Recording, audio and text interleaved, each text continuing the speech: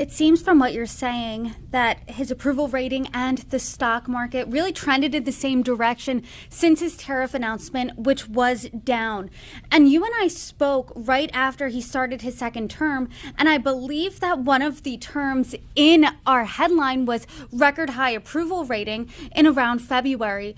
Is it precedented to see the approval rating of a president go down so dramatically in just 1 week? Well, yes, it's precedented and it has happened before. What Trump has to be careful of is that this doesn't become his Afghanistan moment. And what I mean by that is that when you look at President Biden's approval ratings, his approval was above 50% from his own inauguration in 2021 up until the Afghanistan pullout or debacle in August, and when he fell a full 10 points, if not more. And he never really recovered from that for the rest of his administration. So both the markets and leadership, to some extent, are a confidence game. And it was clear that this tariff policy were eroding confidence in Trump's ability to manage the economy, the whole reason why he was voted in. And, you have to be very careful not to lose the confidence of voters because regaining it is significantly harder than just preserving it. And as I said, a lot of signals were pointing in the wrong direction, right? On April the 2nd, um, 48% of Americans were saying that the economy is on the wrong track. Uh, by April the 7th, that number was 54%. So fairly significant jump of 6 points. When you look at the direction of the country on April the 2nd, more voters were saying the country's headed in the right direction. Uh, uh, Today, 51% of voters, the majority, are now saying that the country's headed in the wrong track, and that measure has jumped by a full 8 points. 66% of voters today say that the state of the economy is weak.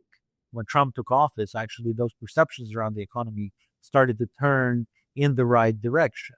And in a similar fashion, we track whether or not voters are saying that their personal financial situation is improving or getting worse. And we really saw within a week a jump in those who are saying that their personal financial situation is getting worse.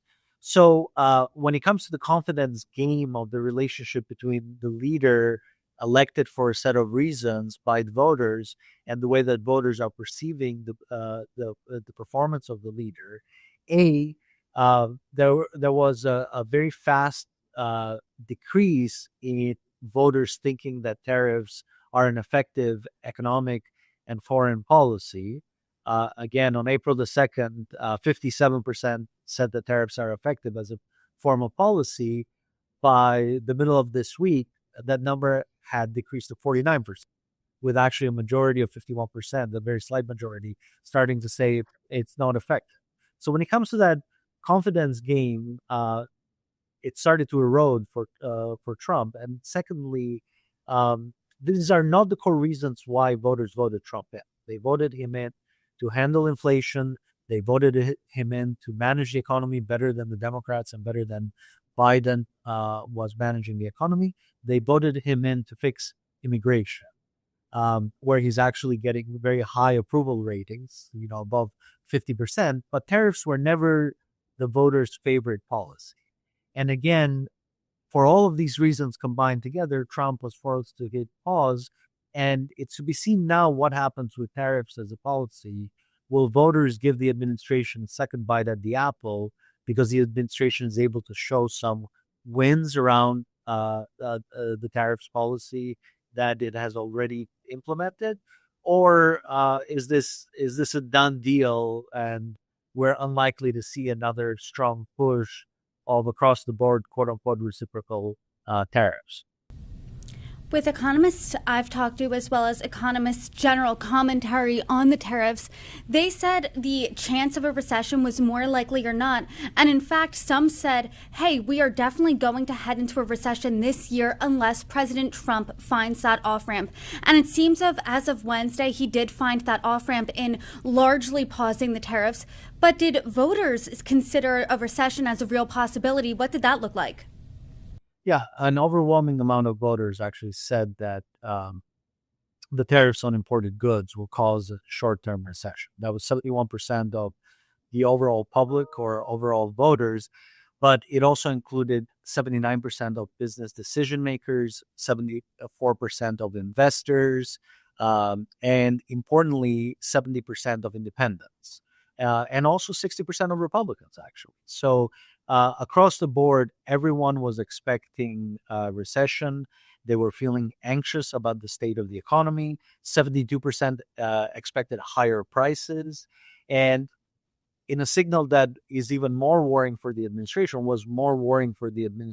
is that they actually expected the long-term impact of tariffs on the economy to lead to economic decline rather than growth.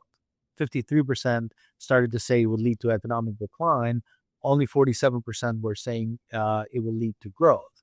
And while the president maintained the support of Republicans, 76% said it will lead to growth, and they are squarely on the side of the president. Almost all other audiences were very, very concerned and very cautious about what this would mean, including investors or stock owners, which were split 50-50 on what the long-term impact would be. So there was a lot of anxiety, and anxiety is never good in the markets and certainly never good with voters.